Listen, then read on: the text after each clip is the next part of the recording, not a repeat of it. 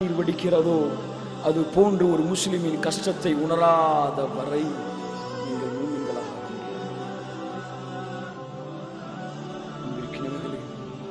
அங்கே நம் சகோதரன் கொல்லப்படுகிறார், அங்கே நம் தாய் கொல்லப்படுகிறார், ஏற்றுக்கொள்ளவில்லை. அவர்களை சகோதரர்களாக, அவர்களை உங்கள் உறவினர்களாக, அவர்களை நம்முடைய தாயாக, நம்முடைய பெற்றோர்களாக, நம்முடைய பிள்ளைகளாக நாம் அங்கீகரிக்காத வரை நாளை மறுமையிலே சொர்க்கத்தின் வாடையை கூட நுகர முடியாது.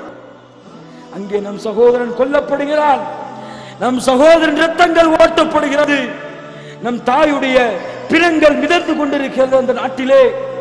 ஆனால் நாம் நிம்மதியாக உறங்கிக் கொண்டு தூங்கிக் கொண்டிருக்கிறோம், நிம்மதியாக சாப்பிட்டுக் கொண்டிருக்கிறோம், நிம்மதியாக வாழ்ந்து கொண்டிருக்கிறோம். எந்த கவலையும் இல்லை, எந்த கஷ்டமும் இல்லை. யார் இருந்தால் எங்களுக்கு என்ன? அவர்கள் அந்த நாட்டிலே போர் புரிகிறார்கள், அவர்களுக்கு தான் கடமை, எங்களுக்கெல்லாம் கடமை இல்லை என்று மமதையிலே இருக்கிறோமே. அல்லாஹ்வுடைய தண்டனை அந்த நாட்டிலே வந்ததை போன்று இந்த நாட்டிலே வருவதற்கு எத்தனை நேரங்களாகும்?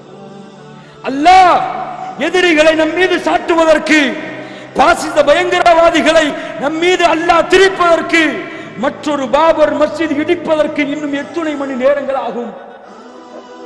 இன்னும் விழிக்கவில்லை. இன்னுமா உறங்கிக் கொண்டிருக்கிறோம்? இன்னுமா சுகம் அனுபவித்துக் கொண்டிருக்கிறோம்? இன்னுமா அல்லாஹ்வுடைய மார்க்கத்தை பின்பற்றாமல் இந்த பூமியிலே வாழ்ந்து கொண்டிருக்கிறோம்? அன்பிற்குரியவர்களே, நம்முடைய தாய், நம்முடைய சகோதரர்கள், அவர்களின் இரத்தங்கள் ஓட்டப்படுவது நம்முடைய இரத்தங்கள் ஓட்டப்படுவதற்கு சமம். அவர்களுடைய பிள்ளைகள் கொலை செய்யப்படுவது நம்முடைய பிள்ளைகள் கொலை செய்யப்படுவதற்கு சமம். அவர்களுடைய சகோதரர்கள் கொல்லப்படுவது நம்முடைய சகோதரர்கள் கொல்லப்படுவதற்கு சமம். ஆனால் நம்முடைய நிலைமை என்ன? ஜிஹாதை விடுங்கள், அவர்களுக்காக அல்லாஹ்விடத்திலே கையேந்தி, யா அல்லாஹ் அவர்களுக்கு இரக்கம் காட்டுவாயாக.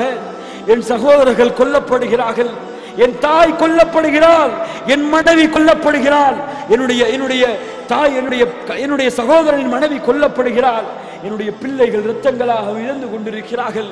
அவர்கள் உடல்களிலே துப்பாக்கி குண்டுகள் துளைக்கப்பட்டிருக்கின்றன, அவர்கள் கழுத்துகளிலே நஸ்ரானி யகூதி ஷியாக்களின் கால் தரங்கள் படிந்திருக்கின்றன. யா அல்லாஹ் அவர்களை பாதுகாப்பாயாக என்று ஒரு முறை வாயிலாவது பிரார்த்தனை செய்த முஸ்லிம்கள் இந்த தமிழ்நாட்டிலே வாழ்கிறார்களா?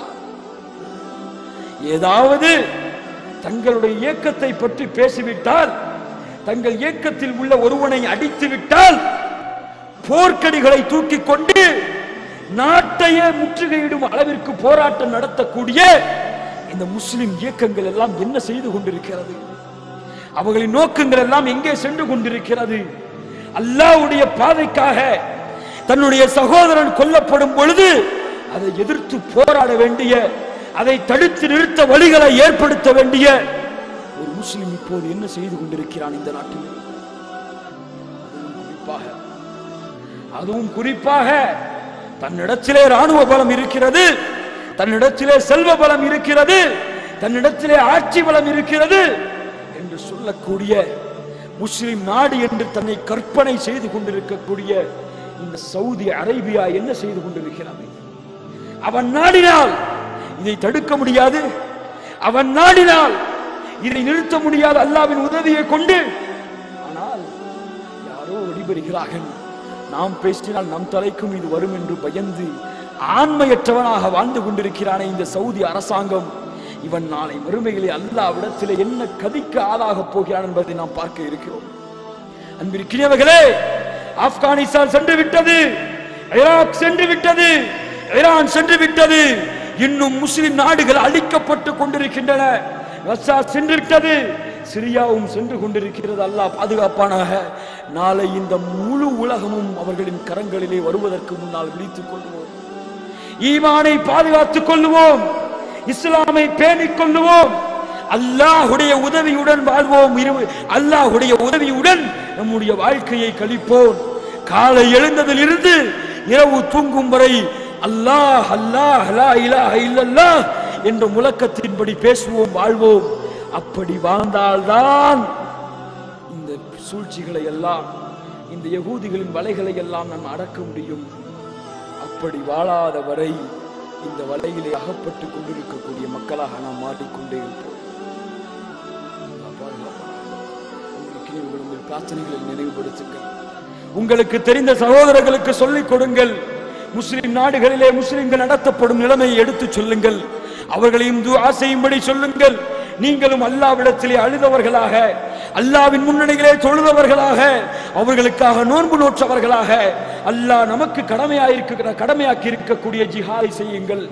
அவர்களுக்காக செல்வங்களை அனுப்புங்கள். அவர்களுக்காக உங்களால் முடிந்த உதவியை செய்யுங்கள். அவர்களுக்காக 24 மணி நேரமும் அல்லாஹ்விடத்திலே பிரார்த்தனையிலே இருங்கள். அவர்களுடைய பிள்ளைகளுக்காக, அவர்களின் மனைவிமார்களுக்காக, அவர்களின் தாய்களுக்காக அல்லாஹ் மன்னிப்பானாக. நம்முடைய தாய்க்காக, நம்முடைய பிள்ளைகளுக்காக, நம்முடைய சகோதரர்களுக்காக அல்லாஹ்விடத்திலே கரமேந்தி பிரார்த்தனை செய்யுங்கள். யா அல்லாஹ், யகூதிகளின் நஸ்ரானிகளின் சூழ்ச்சிகளை நிறுத்துவாயாக. ஷியாக்களின் அட்டூழியத்தை நீ ஒழிப்பாயாக. சிரியாவிலே அழியக்கூடிய முஸ்லிம்களை நீ பாதுகாப்பாயாக. சிரியா தேசத்தை முஸ்லிம்கள் ஆட்சி நடத்தக்கூடிய தேசமாக மாற்றுவாயாக. சிரியா தேசத்திலே லா இலாஹ இல்லல்லாஹ் என்ற முழக்கத்தை நீ ஊன்றுவாயாக. சிரியாவிலே வாழக்கூடிய யகூதிகளையும் நஸ்ரானிகளையும் ஷியாக்களையும் அந்த நாட்டிலிருந்து அடித்து துரத்துவாயாக. அவர்களை கேவலப்படுத்துவாயாக. அவர்களை இந்த மண்ணுக்குள் புதைப்பாயாக. எப்படி ஃபிரௌனை அழித்தாயோ, எப்படி நம்ரூஜை அழித்தாயோ, அது போன்று நீ பஸாரையும் அழிப்பாயாக. முஸ்லிம்களை கொன்றொழித்து அவனை விட்டுவிடாதே ரப்பே. உன்னுடைய ஆட்சியை நீ நிலைநிறுத்து. உன்னுடைய அதிகாரத்தை நீ காட்டு. உன்னுடைய ஆட்சி பலத்தை நீ காட்டு. அவர்களுக்கு இஸ்லாம் என்றால் என்னவென்று புரியவை. உன்னுடைய சக்தி என்றால் என்னவென்று புரியவை. உன்னால் என்ன செய்ய முடியும்? உங்கள் அல்லாஹ்வால் என்ன செய்ய முடியும்? செய்து கொள்ளட்டும் என்று சவால் விடக்கூடிய அந்த பஸாரை யா அல்லாஹ் உன்னுடைய ஆட்சியை காட்டி நீ அழித்து காட்டு. உன்னுடைய படைகளை அழித்து நீ அழித்து காட்டு. அவர்களை நீ யார் என்பதை ஃபிரௌனை புரிய வைத்தது போல், நம்ரூஜை புரிய வைத்தது போல், காரூனை புரிய வைத்தது போல் அந்த பஸாருக்கு நீ யார் என்பதை புரிய வைப்பாயாக. யா அல்லாஹ், முழு உலகத்திலே வாழக்கூடிய முஸ்லிம்களுக்கு வெற்றி அளிப்பாயாக, கண்ணியத்தை அளிப்பாயாக. எல்லா சகோதரர்களையும் நிம்மதியாக உன்னுடைய லா இலாஹ இல்லல்லாஹ் கலிமாவிலே வாழ்ந்து அதன்படி மரணிக்க வைப்பாயாக. யா அல்லாஹ், நீ ஜிஹாதை கொடுத்தாலும் யகூதிகளையும் நஸ்ரானிகளையும் மஜூசிகளையும் முஸ்லிம்களுக்கு எதிராக நீ திரப்பி விட்டாலும், அவர்களுக்கு எதிராக போர் தொடுத்து சஹாபாக்கள் எப்படி ஜிஹாதிலே மரணித்தார்களோ அது போன்று மரணிக்கக்கூடிய பாக்கியத்தை எங்களுக்கும் கொடுப்பாயாக. யாருடைய உள்ளத்திலே ஜிஹாதுடைய ஆசை இல்லையோ அவன் முனாஃபிக்காக இருக்கிறான் என்று அல்லாஹ்வுடைய தூதர் சொன்னார்களோ அது போன்ற ஆசைகளை விட்டு என்னை நீக்குவாயாக. யா அல்லாஹ், உன்னுடைய பாதையிலே நீ வாழ்ந்து மரணிப்பதற்கு வாய்ப்பளிப்பாயாக. எப்படி அனஸ் பின் நதுல் கூறினாரோ, யா அல்லாஹ், நீ எனக்கு ஒரு வாய்ப்பை கொடுத்தால் நீ பார்ப்பாய் அடுத்த போர்க்களத்திலே என்ன செய்வேன் என்று.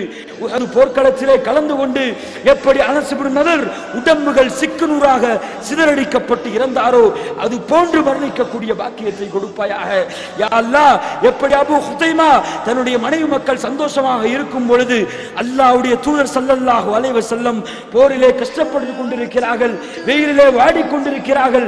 இந்த நேரத்திலே நான் சுகம் அனுபவிக்க வேண்டுமா? இந்த நேரத்திலே உணவு உண்டு மனைவியோடு வாழ வேண்டுமா என்று ஜிஹாதுக்கு புறப்பட்டு சென்ற அந்த அபூ ஹுதைமாவை போன்று எங்களுடைய வாழ்க்கையை மாற்றுவாயாக. ஈமானுடன் வாழ்ந்து ஈமானுடனே மரணிக்கக்கூடிய பாக்கியத்தை கொடுப்பாயாக. முஸ்லிம்களின் கரத்திலே சில உலகத்தின் கடிவாளத்தை ஆட்சியை கொடுப்பாயாக. ரப்பே, அவர்களுடைய ஆட்சிகளை சூழ்ச்சிகளை அவர்களுக்கு எதிராகவே திருப்பி விடுவாயாக. அக்கூலு கௌலி ஹாதா வஸ்தக்ஃபிருல்லாஹ் லி வலக்கும் வஸ்தக்ஃபிர்னி. انصر إخواننا في سوريا، اللهم انصر إخواننا في سوريا. اللهم عليك بالطغاة الظالمين، اللهم عليك بالطغاة الظالمين الذين سفكوا دماء المسلمين، الذين سفكوا الدماء ونثروا الأشلاء ولم يرحموا الشيوخ والأطفال والنساء. أسأل الله أن ينصر الشام وأهله، أسأل الله أن ينصر إخواننا هناك، أسأل الله أن يؤيدهم بتأييده وأن ينصرهم بنصره وأن يقويهم بقوة من عنده. اللهم احمي أعراضهم واشف جرحاهم وداوي مرضاهم وتقبل شهداءهم وصبر أيتامهم وأراملهم يا رب العالمين يا ذا الجلال والإكرام. لتبكي دموعك يا أمي عن دربي لا لن تثنيني.